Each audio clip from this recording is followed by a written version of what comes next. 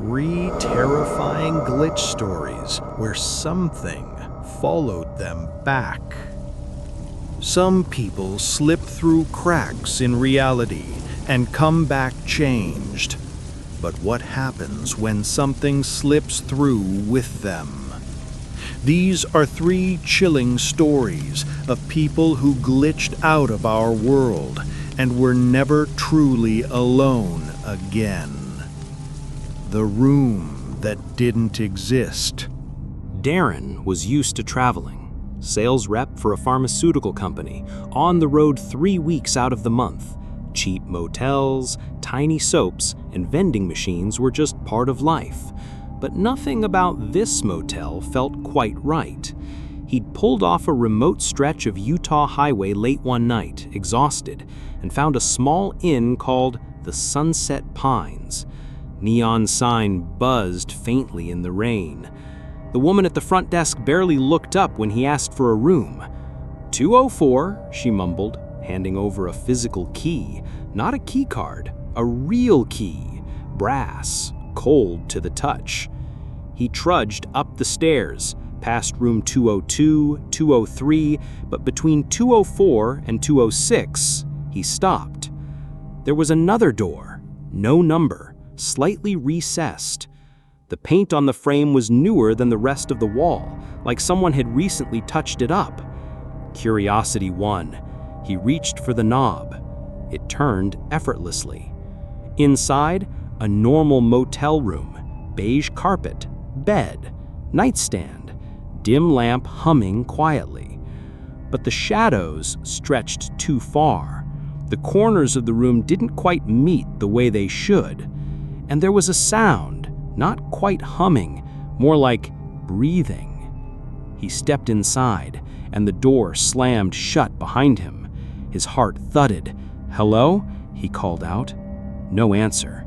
He turned toward the bed, and that's when he saw it. A figure, sitting, motionless. Its skin was waxy and pale, almost gray, eyes wide like they hadn't blinked in years. Then it smiled. Darren ran.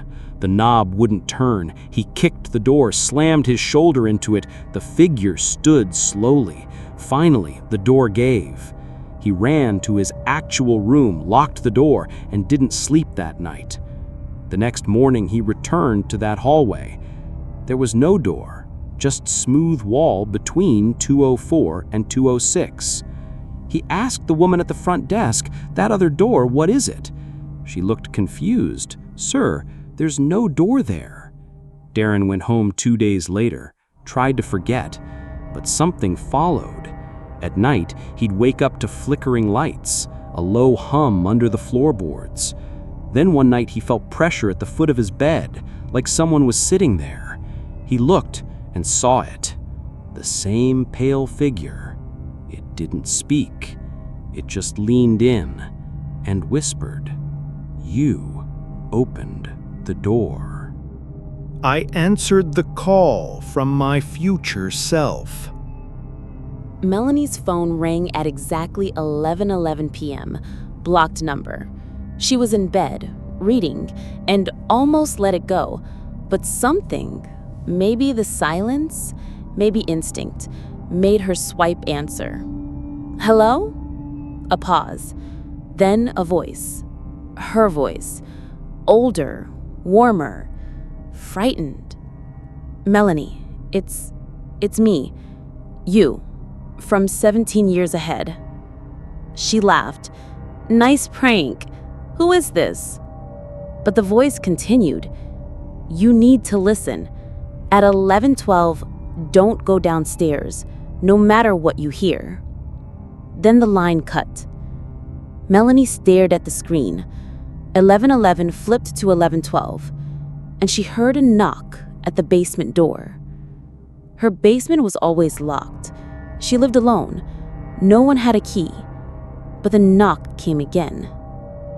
She grabbed the kitchen knife and walked down slowly. The air felt thick. The sound of the knock wasn't like knuckles on wood. It was hollow, distant, like it came from beneath the floor. She unlocked the door. Darkness. Something moved in it. Crawling. Stretching. A hand reached out. Too long. Fingers like wires. It didn't reflect light correctly. Melanie screamed and slammed the door. She barricaded it, called the police. They found nothing, but the calls kept coming. Every night, different warnings, always her voice. Don't open the fridge at 2:34. Don't answer the doorbell tomorrow. Don't trust mirrors after 1 a.m.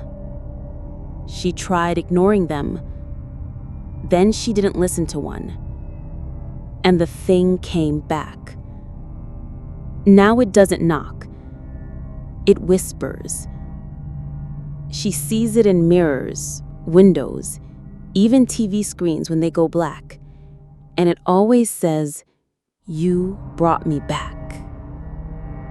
The forest path that looped and got closer each time. Tom loved hiking. It was his therapy, his way of disconnecting from the world.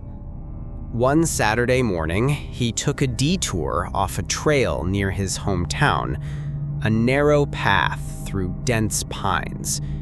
At first, it was peaceful, but 20 minutes in, he noticed something strange.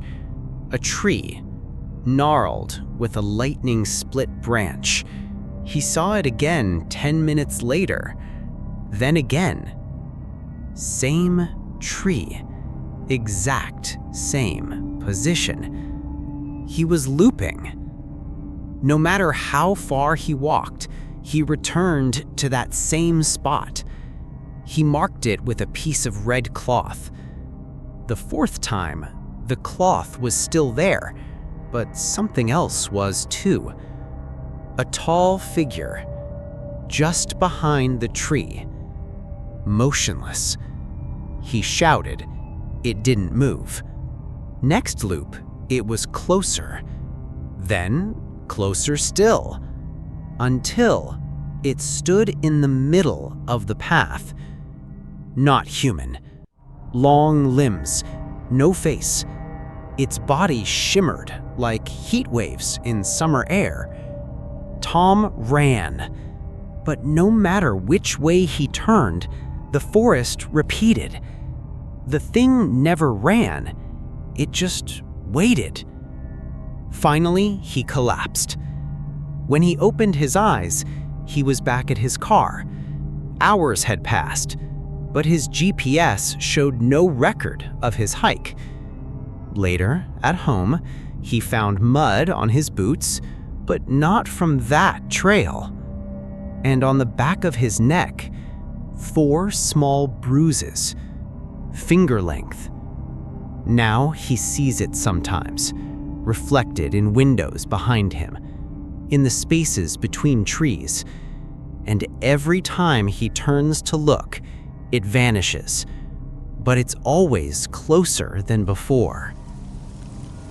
Glitches in reality are never clean. They leave things behind. Shadows, echoes, and sometimes they follow you home. Thanks for watching Summer X. If you've ever felt something watching you even when you're alone, maybe you didn't come back alone either.